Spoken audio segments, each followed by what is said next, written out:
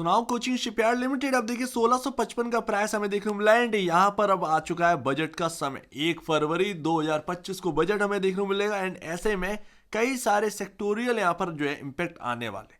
आप देखें तो रेलवे सेक्टर की जो स्टॉक्स है वो चल पड़े हैं। कोई आपको डिफेंस स्टॉक चलता हुआ थोड़ा थोड़ा नजर आ रहा होगा। तो यहाँ पर थोड़ा थोड़ा यहाँ पर कर पिकअप यहाँ पर आ रहा है। ऐसे में कोचिंग शिपयार्ड के अंदर क्या होना है जरा ये समझ लेते हैं, क्योंकि ऑलरेडी हम डिस्कस कर चुके हैं बट अभी भी डिस्कस करना बाकी है एंड आपको समझना जरूरी है कि जो चल रहा है उसी हिसाब से आपको भी उसी तरीके से चलना पड़ेगा। एंड ये बजट काफी इंपॉर्टेंट हो जाएगा, काफी ज्यादा इंपॉर्टेंट हो जाएगा एंड बता भी रहे हैं कि केपेक्स इस बार जो है ना गवर्नमेंट की तरफ से काफी होगा। अब देखते हैं यहाँ पर किसको क्या मिलता है, बट यहाँ पर फिर भी जो हमें बहुत हायर लेवल से टूटे थे कम से कम थोड़े से ज्यादा रिकवरी यहाँ पर अपने को देखने को मिल सकती है। तो ये एक अच्छी बात रहेगी। 3000 के आसपास का प्राइसिंग हमें देखने को मिलती। लमसम अगर अभी आप देखेंगे तो 45% का अभी भी लॉस है हायर लेवल से एंड वहां तक पहुंचना जो है ना वो अभी आप कहेंगे कि एकदम आसान हो जाएगा, नहीं ऐसा नहीं है। बहुत कुछ चाहिए जिसकी वजह से आपका स्टॉक डाउन आया था, वही चीजें यहाँ पर कंटिन्यू करेगी, यानी कि नंबर्स अच्छे चाहिए, ग्रोथ अच्छी चाहिए, तभी आप उस हाई को छू पाएंगे। अदरवाइज बजट की वजह से जो इवेंट है आपके सामने आने वाला है उसकी वजह से प्ले कर देंगे ये लोग दोबारा से एंड उसके बाद फिर से यहाँ पर जो है ना फुलझड़ी की तरह फुस हो जाएगा। तो ये बजट से जो इवेंट जो आ रहा है उसकी वजह से अगर जो प्ले होता है तो वो सिर्फ और सिर्फ एक मौका बनता है, बट लॉन्गर टर्म के लिए आपको ग्रोथ चाहिए, क्योंकि आप उसी वजह से यहाँ पर ना डाउन आए थे एंड स्टॉक उसी वजह से रिकवर भी होगा। एंड म्यूचुअल फंड का डेटा आ गया एंड उम्मीद है आपने ये डेटा देख लिया होगा, काफी अच्छा डेटा है। मैंने नवंबर के महीने में पूरा डेटा देखा, एक सिंगल स्कीम ने अभी सेल नहीं किया शेयर्स। ये एक अच्छी बात है। जो होल्ड कर रहे थे बट यहाँ पर ना बेचा नहीं है। हाँ अब देखिए मैं आपके सामने बहुत ही अच्छा पॉइंट रख रहा हूं एंड जिसे भी लगता था ना कि वो फंडामेंटल एनालिसिस करना चाहता है बट कुछ पॉइंट जो है ना वो अधूरे रह रहे हैं, ये चीज ना आपको फंडामेंटल एनालिसिस में मदद कर देगी। भाई देखिए स्टॉक का ना कभी कभार क्या होता है, फंडामेंटल बहुत अच्छा होता है बट वो परफॉर्म क्यों नहीं कर रहा होता, क्योंकि कहीं ना कहीं उसका टेक्निकल जो है वो जवाब दे रहा होता। कभी कभार टेक्निकल बहुत अच्छा होता है बट फंडामेंटल बेसिस पर वो स्टॉक खरा नहीं उतरता है। तो आप टेक्निकल के भरोसे चल सकते हैं, ये चीज आपको जो है ना अपनानी चाहिए। कभी कभार फंडामेंटल समझ में नहीं आता तो टेक्निकल से हमें ये समझ में आया था कि स्टॉक परफॉर्म करेगा या नहीं करेगा, ये सबसे बड़ी बात है। अब यहां पर आप देखिएगा फंडामेंटल बेसिस पर अगर आपको कोचिंग शिपयार्ड को देखना है तो कैसे देखें। देखिए आपको इस सेक्टर के अंदर लीडर छांटना है। कौन लीडर है? मजगांव डॉक है, ठीक है ना। लीडर कैसे बना है? सेल्स ज्यादा होगी, प्रॉफिटेबिलिटी ज्यादा होगी, मार्जिन ज्यादा होंगे। तो आपका जो फाइनेंशियल है उससे आप कंपेयर कर लीजिए मजगांव डॉक के फाइनेंशियल से एंड हमें पता क्या लगता है, पता ये लगता है कि भैया चाहे सेल्स हो, सेल्स में मजगांव डॉक काफी बड़ा है।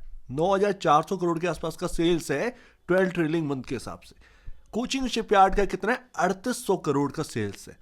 लेकिन प्रॉफिटेबिलिटी जो है, प्रॉफिटेबिलिटी अगर आप देखें तो 1800 करोड़ के आसपास की प्रॉफिटेबिलिटी बैठती है मजगांव डॉक की 12 ट्रेलिंग मंथ के हिसाब से एंड वहीं 793 करोड़ के आसपास की प्रॉफिटेबिलिटी बैठती है कोचिंग शिपयार्ड की 12 ट्रेलिंग मंथ के हिसाब से। अब आप यहाँ पर जो है ना अंतर निकाल सकते हैं।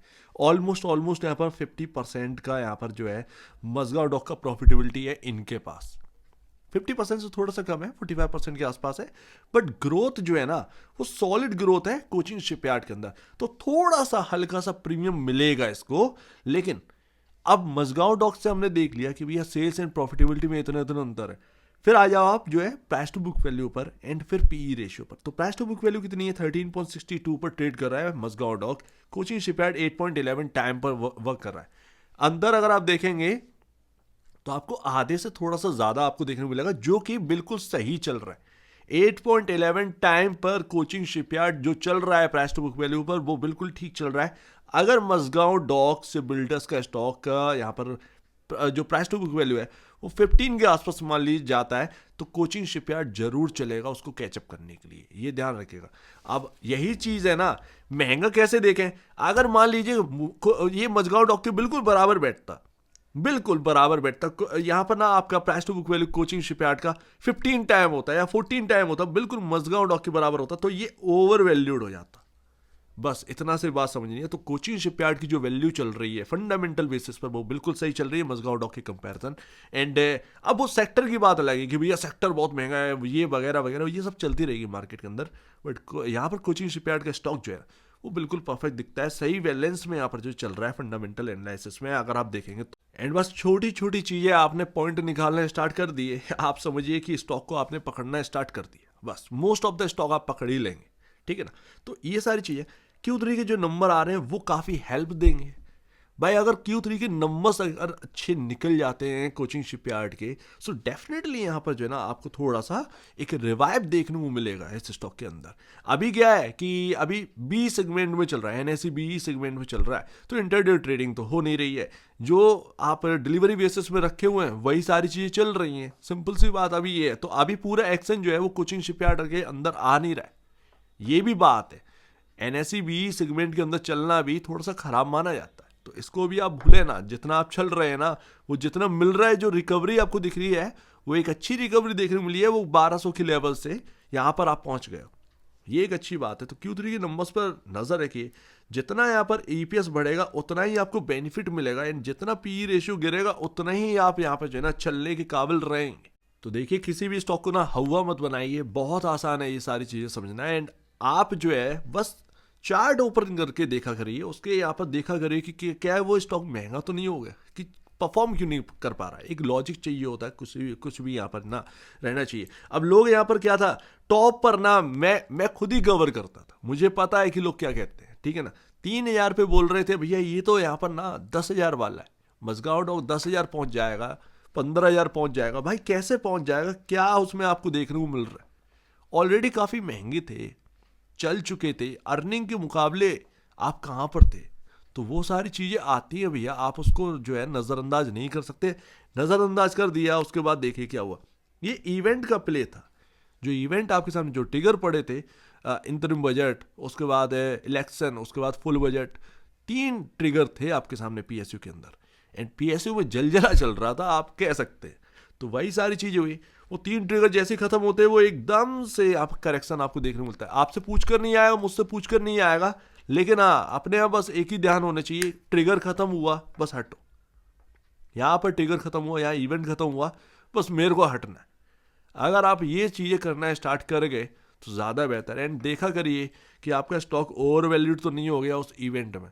अगर हो गया है तो भैया टाटा बाय बाय करिए उसको, कम से कम कुछ तो क्वांटिटी हटाइए। डर तो बना ही रहेगा, क्योंकि इवेंट के बाद यहाँ पर जो ना प्रॉफिट बुकिंग आती है, आप नहीं करोगे सामने वाला पर्सन कर देगा। तो ये सारी चीजें होती हैं। फिलहाल अगर आप देखोगे क्या चल गया रहा है, तो देखिए आप 50 डेमा से ऊपर है मूविंग एवरेज के हिसाब से, ये काफी इंपॉर्टेंट है, ठीक है ना। आप घूमे हैं ट्रेंड लाइन के आसपास से, जो कि मैं ऑलरेडी आपको बनाकर दे चुका हूं। अच्छा ये होता है कि ये टच कर जाता ना, ये लमसम 1200 के आसपास भी आ जाता, वहीं से अगर घूम जाता तो ये ज़्यादा अच्छा रहता है कोचिंग शिपयार्ड के, क्योंकि वो ट्रेंड लाइन से घूमता, फिर वो टेंशन अपनी जो है वो ख़त्म हो जाती। तो ये एक चीज़ रहती। लेकिन 1250 से ये घूम गया, इधर ही ट्रेंड लाइन के आसपास से घूमा। एंड ट्रेंड लाइन आपकी चल रही जब आप 600 रुपये पर थे, तब से ये ट्रेंड लाइन गई है, एंड उसी के सहारे आप 3000 तक गए। तो ये काफ़ी इंपॉर्टेंट हो जाए, बहुत सारे स्टॉक्स के अंदर हुआ है।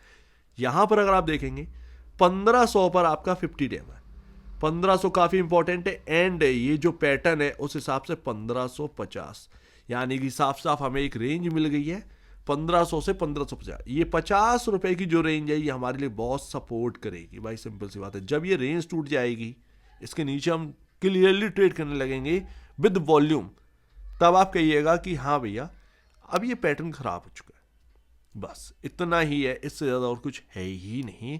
तो अभी आप सपोर्ट के ऊपर है, लेकिन हाँ रेजिस्टेंस कहाँ बन रहा है, रेजिस्टेंस आपका बन रहा है बिकॉज ऑफ 200 डेमा। ये आप देख रहे हैं रेड लाइन के आसपास आप घूम रहे हो, इसको अपने को क्रॉस करना है। मेरा मानना ये है कि 1800 के ऊपर क्लोजिंग एक बार मिल जाए, 1800 1885 जैसे ही क्लोजिंग मिलती है, इसके अंदर एक वंडरफुल यहां पर जो है ना मूव कहीं ना कहीं आ सकता है 2250 तक। लेकिन उससे पहले रेजिस्टेंस है इधर की एरिया में, एंड इधर ही आप सपोर्ट है। कुल मिलाकर आप बीच में घूम रहे हैं, एंड जब तक ये शायद बी सेगमेंट नहीं हटेगा तब तक आप इसको शायद क्रॉस ना कर पाए। शायद ये स्टॉक ना इधर ही घूमता रहे, इधर ही घूमता रहे, कंसोलिडेट होता रहे। ये बात यहाँ पर जो है ना समझ में आ रही है। साफ साफ दिख रहा है, इसको इग्नोर नहीं करना है। कुल मिलाकर जहां पर आपको जो है ना, जिस सेक्टर में आपको लग रहा है कि हाँ भैया उधर की तरफ ज्यादा मूव है, थोड़ा उधर ध्यान दे लीजिए। जरूरी ये नहीं है कि कोचिंग शिपयार्ड के ऊपर ध्यान देना है। लॉन्गर टर्म वालों के लिए तो अच्छी बात है कि भैया आपका जो है करेक्शन आया है, करेक्शन के बाद घूमे, Q3 के नंबर्स आपको देखने हैं एंड बजट में क्या दे रहे हैं ये देखना है। तो रिकवरी हो जाए 3,000 तक आप पहुंच जाएंगे, बट वक्त लगेगा। ऐसा नहीं है कि आप हिट नहीं कर पाएंगे, हिट करोगे लेकिन टाइम लगेगा। वो चीज़ें पहले जैसी नहीं रही हैं, बदल चुका है। यही अडानी ग्रुप की स्टॉक्स में हुआ था ना, एक बार चलते चले जब चीज़ें खराब हुई तो उसके बाद क्या रिकवर एकदम से कर पाए? नहीं कर पाए। कुछ स्टॉक्स रिकवर कर पाए, जैसे कि अडानी एंटरप्राइजेस, वो रिकवर किया। अच्छी चीज़ें रिकवर करती है लेकिन टाइम लगता है। सो उम्मीद है काफ़ी कुछ आपको समझ में आया होगा। एक बार निवेश से पहले, अब इससे पहले अपने ब्रोकर एडवाइस से जो सलाह लीजिएगा, खुद की स्टडी करेगा, उससे बेहतर कुछ भी नहीं। खुद की स्टडी मस्ट है। तो आप दीजिए वीडियो देखने के लिए बहुत धन्यवाद दोस्तों।